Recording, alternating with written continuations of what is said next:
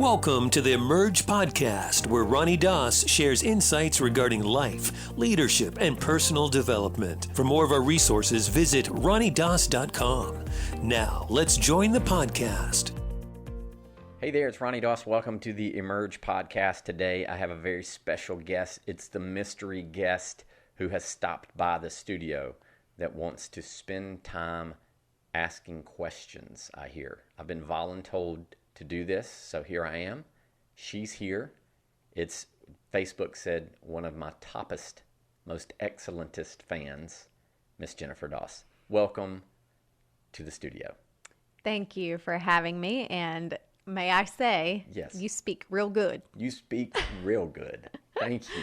I am your toppest fan. You We've are. just made up that word. I'm your toppest fan, too. So, Toppest fan. let's tell everybody what we're doing. Let's jump into it. Time is of the essence. We have a busy schedule today. I do, and you have children, and they're not my kids. I do?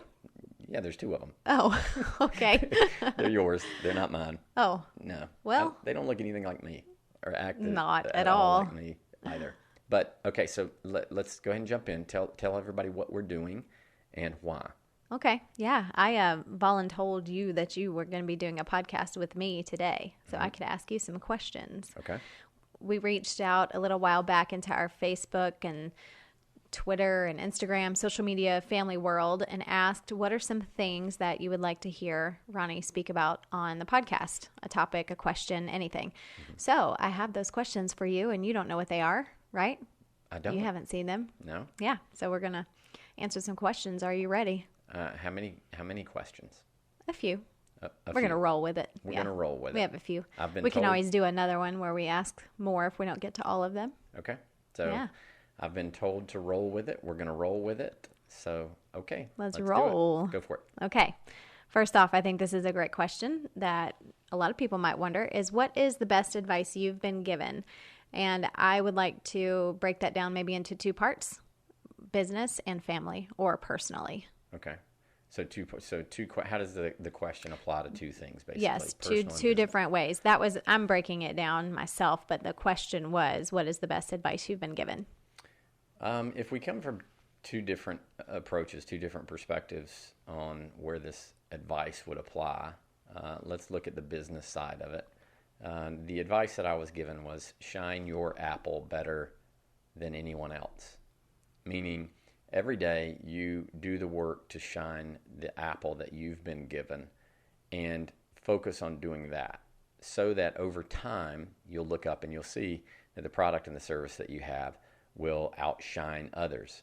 Not because you were focused on comparing to them, not because you were focused on what they were doing or the results they were producing.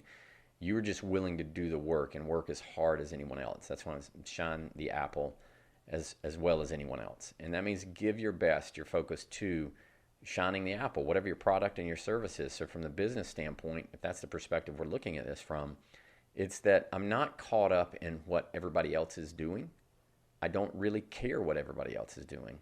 My focus is on what's Ronnie going to do today that's going to move the ball down the field for the future in scoring the goal and achieving the goal that we have decided matters.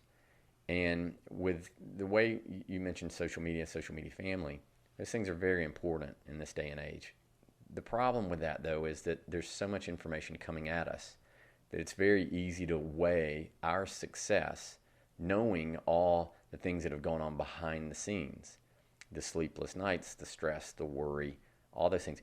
It's easy to take those things and merge it into the picture we have of ourselves, but comparing that to a picture that we don't know what's going on behind the scenes for someone else. And so you're actually comparing apples to oranges in a way. Mm-hmm. Okay. And so shining your apple is what I was told. Shine your apple as well as anybody else does. Is ultimately that you realize that your job is to focus on what you have. It's not to judge whether somebody else is doing superior work to you. It's not whether that you judge whether they're doing subpar work, less than what you're doing. Your job is to do and give your best to what you have, period. Mm-hmm. And over time, that helps because now I know that I can be accountable to where I put my focus. If I'm putting my focus on all these other people, and it's very easy to do because once you see a face, you associate a face with productivity and you go, well, this person, Joe over here, is making it happen. And then you think of Joe's face because we have face recognition, right? When people walk up to you, you're like, oh, hey, it's good to see you again, right. Whoever it is.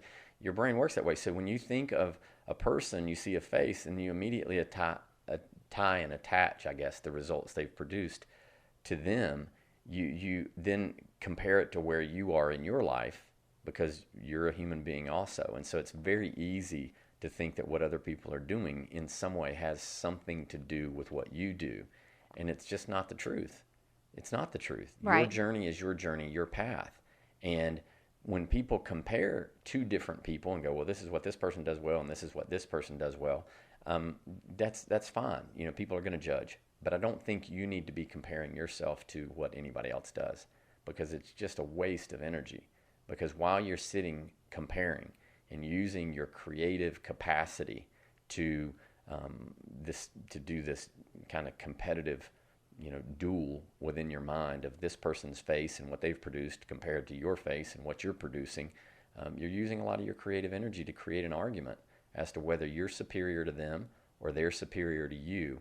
And either way, that's energy going into an argument. It's not energy going into productivity. Productivity is where you're shining your apple. That's where the energy goes to your work. I can't look at someone else's apples and think, okay, because their apples look a certain way, that's how mine should look. It's not the way that it is. Because sometimes people will have things that look good on the surface, but they'll only last for a short period of time. Some people will create success and they're a flash in the frying pan, and there's a lot of people that have done this to where they come out really strong with their agenda and their thing, and the next thing you know, they fade out very quickly. Mm-hmm. If you get the focus point of shining your apple every single day a little better than what you had done before, and you stay at that, in time, the odds are in your favor that you're going to succeed more long term versus the short flash in the frying pan, one hit wonder kind of a thing where you get some success and you go, everybody look at me, look what I've got.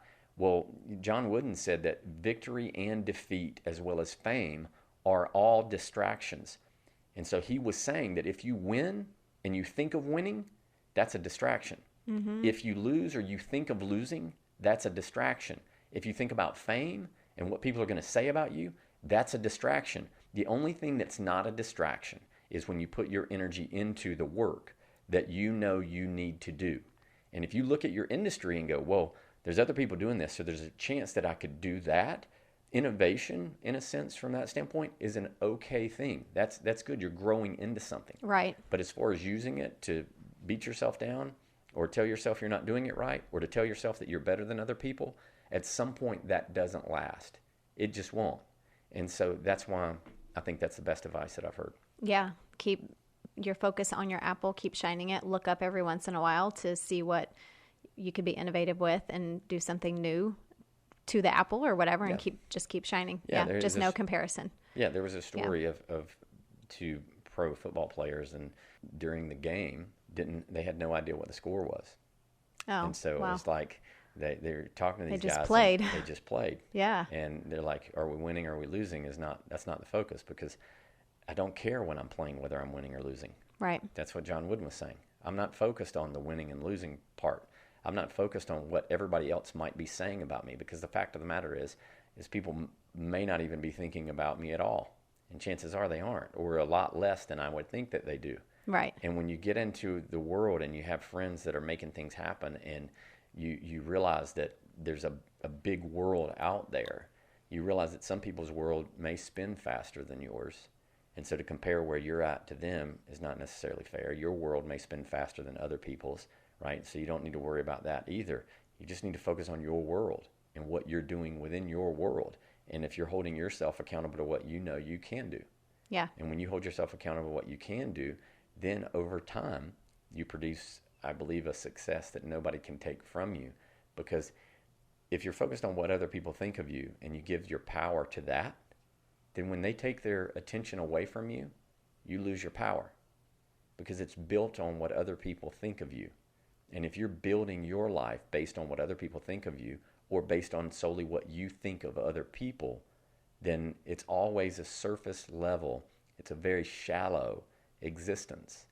But if I can say, this is the work that I'm going to do for this amount of time every single day, and I give to it, it's non-negotiable time as best as possible for this. When I check that off the list, I start to feel better, more empowered. I develop more self-confidence and a stronger or sharper self-image that helps me to push through some of the difficulties and the challenges that come when you do have a goal or a business or anything that you're doing. You're trying to produce certain results. There's going to be difficulty, there's going to be adversity, and there's going to be tension. You have to be able to navigate that to get to the next level. When you see people that are at the top of their game, they didn't get there by accident. When you see people that are producing results, people that are producing great income and get to live a lifestyle that they want to live because of choice, they didn't just get there by accident. Right. Because you can get somewhere by accident, and if you didn't put your focus on the right things, getting there by accident, you're probably going to stumble, fall, and lose it because you don't have the capacity to keep it. And so the capacity to keep it comes from putting your focus on what you need to focus on and working yourself through it. Yeah. And that's the key. So that's it. So shining your apple, business advice. Yeah, the business now, personal. Personal advice. Best advice I've been given personally. I believe it was when you and I got married. The guy that married us, Dale Brunner in Atlanta, phenomenal leader, great guy. Dale told me, speaking of you, Jen, you'll like this. He said, she's uncorrupted. Make sure you keep her that way. And I know what he meant. Mm-hmm. Because when you have influence of any kind and you have a lot of acquaintances or people that want to know you or be in your world at all, this is the problem with celebrities, right? They never know who really wants them as a person, who just doesn't want to use them to ride their coattails into whatever they want with the agenda. When you start being a public figure at all, and you have a business where people know you, there are probably going to be people that will want to get to know you just for the sake of getting to know you, because they're like, well, you always are trying to one up. You're kind of an opportunist. You're looking for the next person. And when that happens and you start to meet lots of people, and you and I have met a lot of people over the years, there are people that will want to be in your world. And not everybody has a really positive agenda for you. And so when he said keep her from being corrupted, what he meant was stand guard of the gate of her heart and her mind, not letting the negativity, the drama, the gossip, all the things that can come from other people that have not learned to be awake and aware through self-awareness of how to bring your best to other people. Some people just want to use you. And you go from being useful to then getting used if you don't stand guard of that gate. And so when he told me to keep you from being corrupted, that's what he meant. That's what I took it as personally. And so I have a responsibility to make sure that there's space in your life for you to develop and grow as best you can. I can't cause you to grow. I can't do it for you. I can only create the space for you to step in and do that. Mm-hmm. And when I create that, then I know I'm doing my job. And if I'm doing my job, right, then your mind stays in a good spot, your heart stays in a good spot, but not because I'm making you keep your mind and heart in a good spot, but yet I'm standing at a place where I can buffer from you some of the things that I hear and I deal with. And when you look at the people that I coach people from scientists, doctors, I coach people that are stay-at-home moms, I coach people that, all across the spectrum. Across the spectrum. I hear a lot of things from a lot of people. If I took the things that I heard from a lot of people and I put those on you every night and said, well, this is what so-and-so says, or this is what so-and-so is going through, it could corrupt you. And I don't mean that in such a negative sense, but it could put on you stresses or things that you need to think about or filter through to get you back to your best spot. And I want to keep you in your best spot as much as possible. If I throw a lot of details of a lot of things at you, then you have to think through those to get you back to where Jen is at an optimum level, where you're best for me, best for our kids, best for you, best for our families, all of that. And so I think that advice of keeping you uncorrupted, I think it was just a phrase that I anchored to, which meant guard her heart and mind. And that's a part of what I chose as my role. Yeah. And may I say, you have done a phenomenal job. Well, thank you. Yeah, not just saying that though. Well, because there's no drama that we have in the house because of outside or internal sources, that could easily cause drama. We're a very drama-free zone. Well, we are, but that takes work. I mean, look, Yeah. what many people will do, and I know this, is many people create a fog. The fog becomes the diversion. Drama is a diversion. Drama of any kind is a diversion. And that is, if I'm losing my temper and yelling and I'm screaming at you, that drama right there is what we're now focused on, in fact, that I'm yelling and screaming.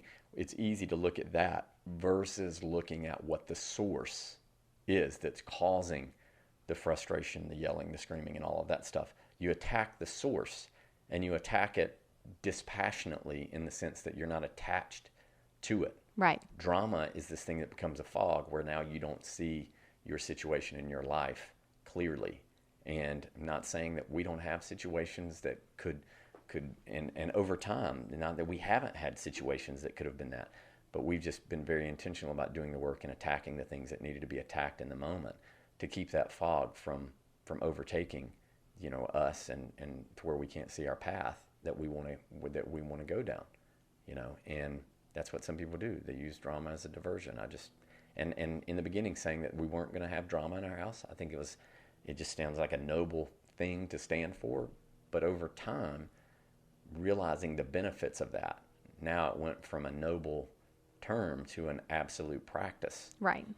From some awareness into what I've said now is making the agreement. And we confront things when they need to be confronted. Yeah, and it's an absolute. That's like a principle that we stand by, not just something that we said, but now it's actually a principle that runs through our house, and that even our girls know that. Yeah, really easy to have something on your walls, a frame that, love lives here and that we don't do drama and all that. That stuff looks good hanging in your kitchen. Yeah. But still, it's saying, doesn't matter what's on your walls. It matters what's on your heart, what's being printed on your mind.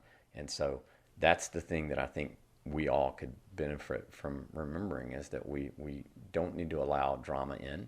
And the moment we recognize that it's there, you kind of laugh at it and you go, all right, cool. The drama's not going to cause me or provoke me to create more drama. Mm-hmm. I'm just going to recognize this would be probably considered as drama. And I don't necessarily want that. So, not going to, just hold it, look at it, not use it as manipulation or as a tool to get what you want or anything else. It's just, it's there. Okay. It could be creeping in. Shut the door. Yeah. Shut the door on that. Yeah. And when you shut the door, then you have the conversation to clear it. Yeah. And you clear it, and then you get back to solution. Mm-hmm. Anyway, I think over time that puts the odds in our favor of creating more of the quality of life that we would want. Yeah. So, yeah, cool. So you just were talking about creating space and that being important, not making people do certain things, but just creating a space to where they can grow. Mm-hmm. So somebody had a question that goes, how do you develop other leaders, such as a team if you have a business, leaders within your family, etc.? I think there's a lot of ways in developing leaders. I think you have to get first and foremost that you've got to lead you. Mm-hmm. And in leading yourself well, as you learn to do that, I think then people that you are trying to lead around you can see you as an example versus a threat. Because you want to be an example, not a threat. I've heard that quote many years ago. Jim Rohn used to talk about that. He would say, hey, be the example for people, not the threat. And so the threat and the warning that something bad could happen. You want to be the example of what can happen good. Right. And that is because you do good. You're not this thing that continually reminds people that, oh my gosh, it would be a threat that could happen. There's a threat there. I don't want to worry about that. Yeah, that even goes for parenthood, not just being like a business leader. Absolutely as well. not. And so right. That was where I was going to go, was that you're doing this with your family. Like, you're leading your team, your family. Our daughters know, we say it enough. It's like, hey, we're a team. We got to look at this as a team. And we're all, I think, on the planet, we're all on the same team. I just think people have different roles. And at certain times where it looks like football, for example, you have a defensive team that goes onto the field at a time doing, on defense. The other one is on the offensive team, offensive lineman. Both on the same team, just playing different roles at times. I think everybody on the planet, we're all on the same team. Yeah. If we get clear on that. And we all have vital roles. We all have very important roles. Yeah. And so developing a team, I think, starts with when I say, okay, I want to develop myself. as best as possible, and that there's certain standards that I will live for. I'll live and die for, which is honesty, vulnerability, boldness, and you've got to be willing to stand for those values to really be true to yourself, and then the team sees that you're being true to those things. I think one of the things I think we need to get clear on is that I think as a leader, you don't have to give your team certainty. Some people think that everybody wants certainty. We create certainty in our own minds, but you don't need certainty, you need clarity. And so a great leader helps to give clarity and just one foot in front of the other down the path, because there's going to be times where as a team, you got to walk down a path you've never been down before. That is if you're stretching and you're being innovative. Sure. Think about what just happened with, COVID-19 and all that stuff. Think about that. People had to walk down a path they'd never walked down before. So as a team, it's like we don't have certainty how this is going to wind up in the end, but with just a little bit of clarity, we shine the light right onto the path. And the way I shine the light on the path is that I keep myself stirred up to keep my light shining brightly. That's my job. My job is not to shine your light for you. I said earlier, we were just talking about this. My job, I said, as a leader, is to create space for you to shine your own light and for your light to burn bright, not because I'm doing it for you, but yet because I help to fan the flame, so to speak, of your light, right? And that's what being a leader, I believe, is all about, because the same winds that extinguish a candle are the same ones that fuel a fire. Right. And so as a leader, I get to say, okay, what do I need to do to allow the winds of change that are coming to make sure that they're directed so that it fans the flame in the people that are closest to me so they're getting better and better. I'm not trying to extinguish someone's candle because they don't do it the way that I think they need to do. Now, if you hire somebody, you're talking about business, bring somebody on, they're not doing what they need to do, then in a sense you got to move them on. It's not everybody is meant to be on the team. But I think when you're talking about development of leaders and people that you have, it's about creating that space by leading yourself well and standing for the values that you want to stand for. And they can't just be selfish values. They need to be values that I'm going to be transparent and vulnerable because that's a better version of myself coming forth. Mm-hmm. And as people see a better version of me coming forth, then that hopefully inspires them to be the best right where they're at doing what they do. Yeah. And that's the example, leading by example, not leading by control, leading by manipulation, leading by being condescending or micromanaging. Right. There's a difference, and it's finding that balance in between. But I think really being a great leader and developing great leaders means you have to learn to lead you well. Hold yourself accountable to what you know you need to do. Right. And if you're a leader and you have experience things more so than the people that you are leading, say as like a parent or a business owner, you take all of the tools. I see it as taking a lot of tools that have helped you grow as a leader, laying them out on the table and saying, these are the things that I think will help you grow. And they take them and run with them, and you go, you know what? Grow so that you can do something better and become a better person. Just like with kids, like you want them to grow so that they can, like the cliche thing, your ceiling becomes their floor, right? Mm-hmm. And I think that knowing that means that you're not forcing anybody into anything. Yeah. You want people around you that will take the initiative and step up and do their own growing. Right. I read. You see me reading, you're like, I should read more. You want to read, right? Yeah, I mean, it's not in my natural. It's just not natural It's, for me to want to read a lot. Right. But I know how good it is for the human brain, for me, for the time that I need for myself, for my growth. So I'm going to do it. Right. And then it becomes a practice. Then it becomes a discipline. Once you practice, the practice becomes a pattern. Right. And so now you have these patterns in your life that you do better because you've been around someone that you see or know that is led by example. Yeah. And this goes the other way. We could talk about other things in watching you as an example to do things. But that's so important, I think, for us to recognize that you lead others when you lead you. If you're trying to lead other people without leading yourself, like that is a dead-end road that a lot of people are going to get let down. Like you're going to wind up being so frustrated with yourself because you didn't take yourself on, you didn't get control of your emotions, your thinking, and your focus.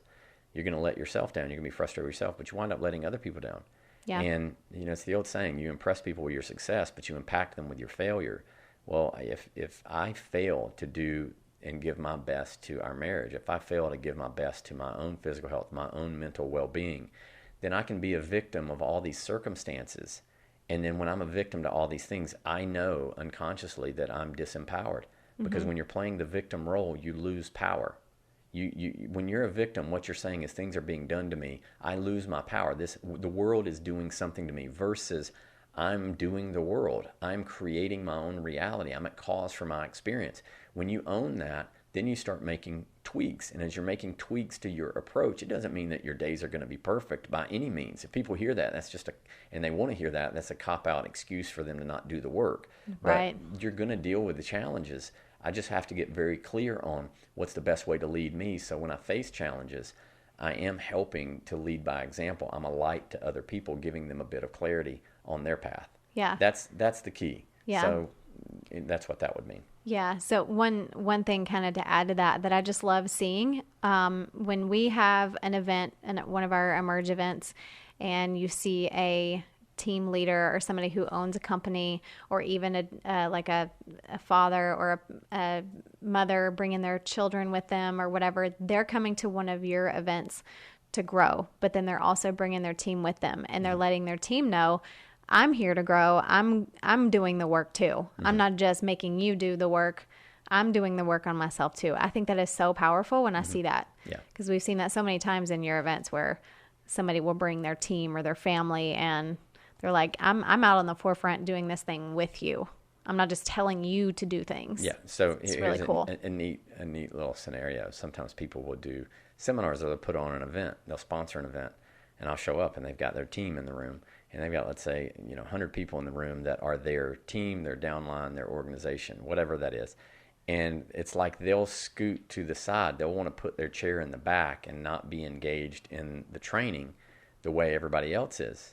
And that sends this message of, I already have it figured out. I've arrived. I already know, so I don't necessarily need this, but you do.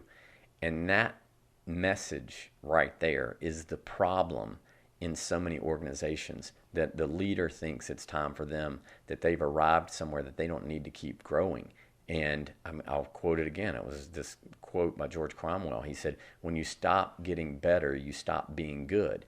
And that means in marriage, when you stop being willing to get better, not hoping you get better, not just talking about better, but doing the work with the tool to be better. Right. There's that. So you're not sliding yourself away from your organization or the rest of the team or the family going, I have the answers. It's not that. What you're doing is you're saying, I'm going to do this work. So there you go. Yeah. There's all that. So good. Okay. So the next question I think is an important one, because I feel like in some senses, we've all done this before and had to maybe grow away from doing it. But a lot of people still struggle with it. So what would you say to somebody who needs to overcome the disease of people pleasing? Oh, okay. So this will probably sound a little different than what most people, and I may have mentioned people pleasing before, but let me give this more of a direct insight to people pleasing. I don't think there's really such thing as people pleasing. I think it looks like people pleasing. Okay. I think it looks like someone wanting to please other people, but what a person is ultimately doing, because all choices are made from cost benefit. If I am people pleasing, it's because of the benefit that I believe in my world, that I've created in my mind, deep in my psyche, that if I can please everybody else and do for everybody else, then they'll love me back.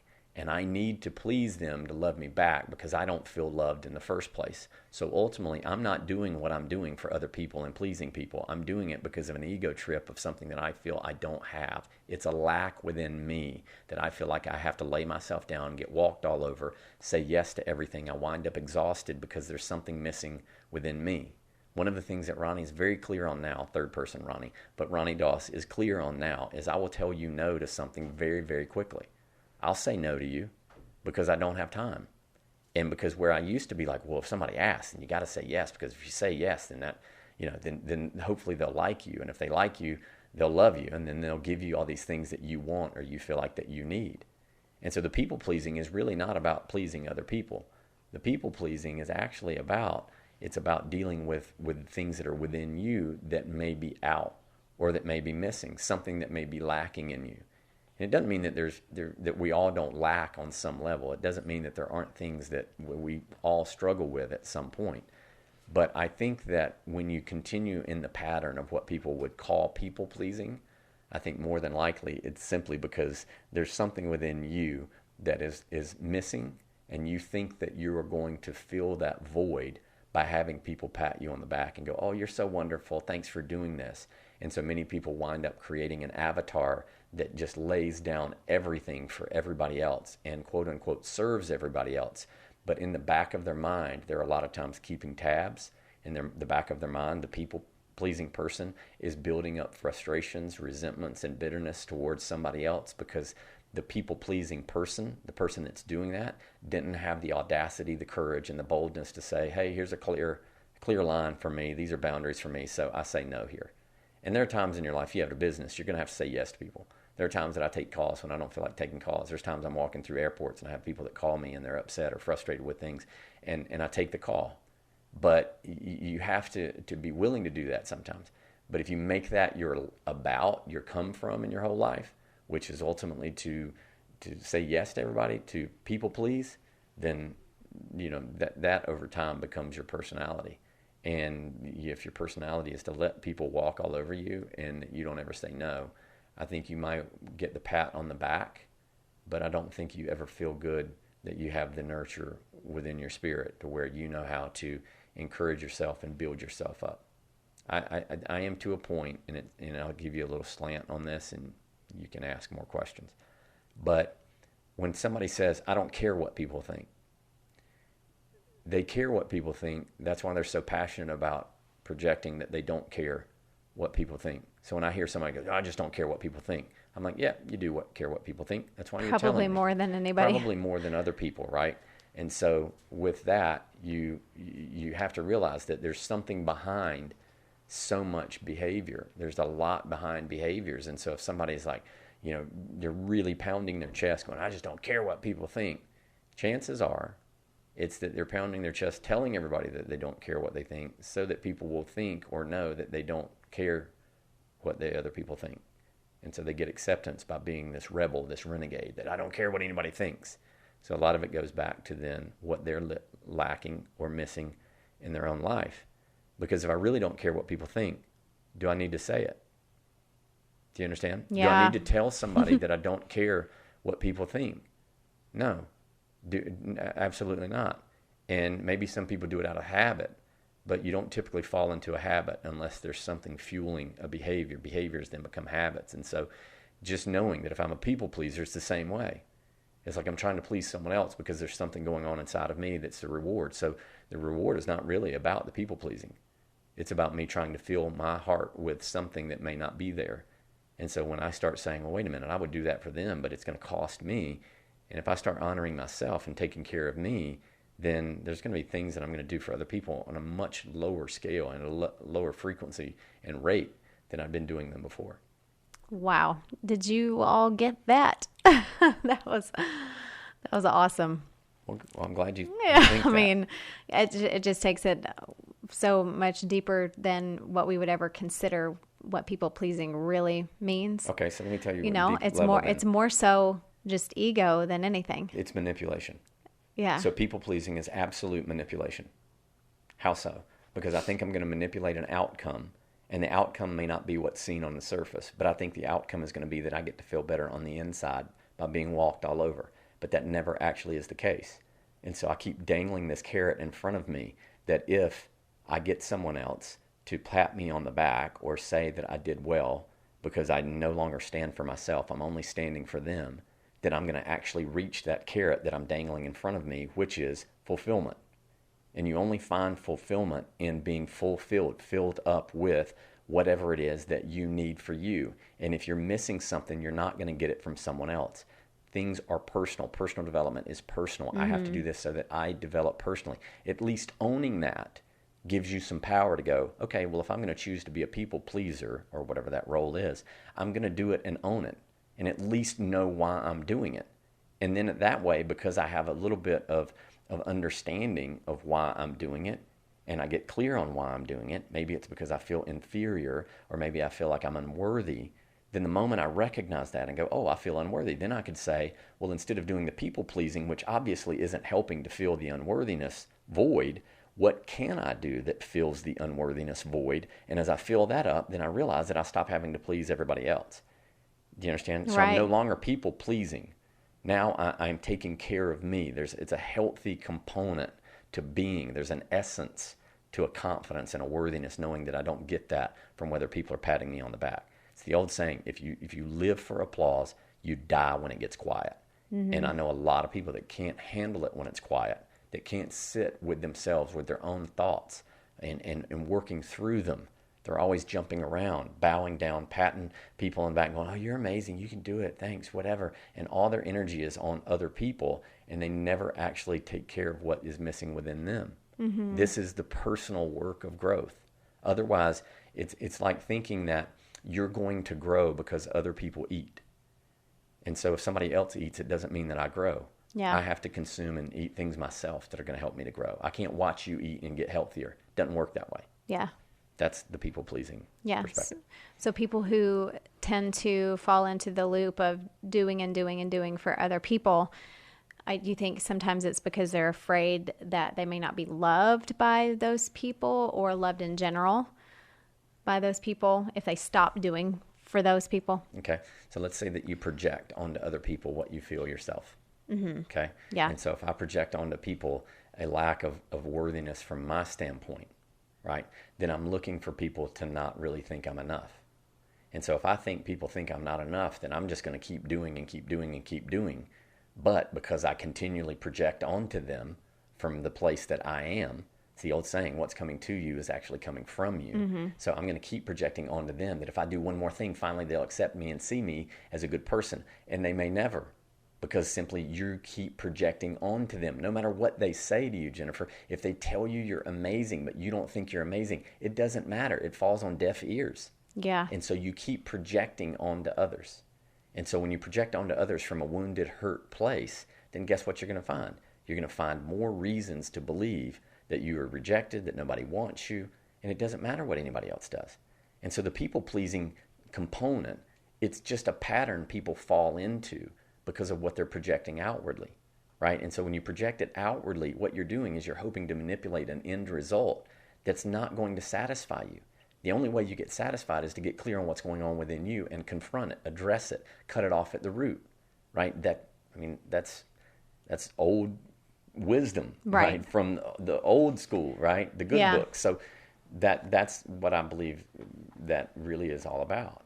And so until you get healthy yourself and do the work, now it's not mean that you show up one day and you're 100% healthy in every area. I don't think you ever are that. I think we're too complex to have all the plates spinning all the time perfectly, succinctly, no problem, with efficiency and effect, all of them.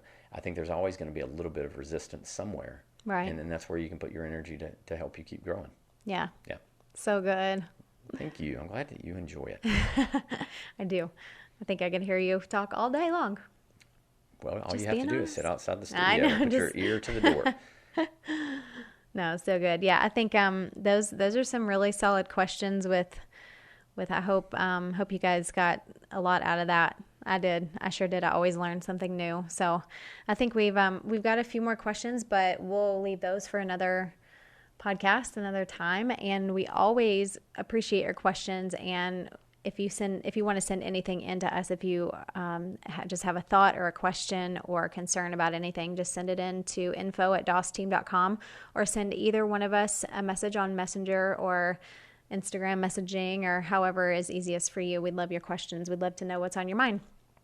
So yeah, so we can do it again. Awesome. Yeah, we'll do it again. Well, thank you guys for being on and taking a few minutes to listen. Thanks, Jen, for doing this. I think it was phenomenal. Yeah, we're going to do something again on this Saturday. Oh yeah, we're doing the Facebook thing on Saturday that we're at 8 a.m. Yeah, 8 a.m. Pacific, 11 Eastern. We've done it the past 2 weekends on Saturday morning, just hanging out with you all and together having conversation and just things like this, asking questions, and people ask questions, we answer, or he answers. I try. I kind of chime in every once in a while, but yeah, you do great. It's awesome, and I think people want to see it, and it's phenomenal. So thanks for doing that. Fun, also, yeah. so Saturday morning, 8 a.m. Pacific time on the Ronnie Doss on our Ronnie Doss profile page. Yeah, on that page. Yeah. Join in and watch that. We'd love to see you. But again, thank you guys for investing in yourself and your mind. My mentor always used to say that leadership is something about creating a world that works for everybody. And I think as we get better and focus on how we can get better, we're creating a world that works for everybody. That includes us. Yeah. And so that means a world that works for me and also the people that I'm closest to. And so I want people's lives I want people to do well with their life. I can't control people. I can't make people assimilate principles or practices that I talk about. I can't make people take tools and use them. I can't. I can just offer them. And I think that as we get better at utilizing certain tools that people we look up to or that we respect will offer us, then that's when we get better. I don't think we just get better by simply just talking. I think we get better by assimilating. I think we get better through practice. Everything else is you can wind up being a victim to somebody else if you think that they're going to fix you, if they have your solution, if they're the one that's going to take you and move you to the next level. That's not how it works. Leadership is creating a world that works, right, for everybody. Mm-hmm. And that means that I have to do the work on me so that it works for me. And sometimes that's a hard thing to do. Many people don't want to do it. But people that are listening to this, I know that they're taking their lives on. We're getting the messages. We're getting the feedback. And it's phenomenal. So, again, thank you guys for being on. Thanks for listening. Thanks, Jen, for doing this. And we look forward to talking to you again very, very soon. Yeah, thank Take you. care. See you guys.